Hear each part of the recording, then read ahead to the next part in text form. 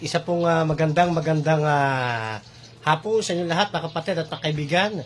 So ngayon po ay flex ko yung development ng ating pong cage. At meron akong gustong ipakilala sa inyo.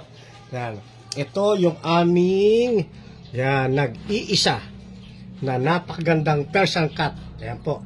Yan si Tongkan Camacho. Medyo isnabera po yan. Ano? Yan, pero yan po ay dalaga pa ho.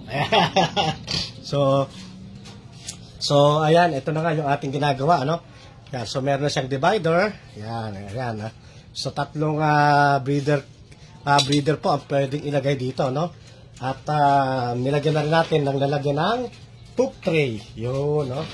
Sa susunod ay dito naman sa ilalim, no? Ayan, so pasingit-singit lang sa ating gawain. At then ay itatabi na natin yung ating pong mga gamit kasi magsa-sundown na. Ano? Happy sundown po mga kapatid. Ano? So pansamantala kapag ito'y natapos na, ay babalik na natin doon sa dati niya kinalalagyan. Ano? At ayusin na rin natin yung lugar na yon. Ayan. Ayan. So yan po yung huling kaganapan ng ating pong breeder cage. Yan.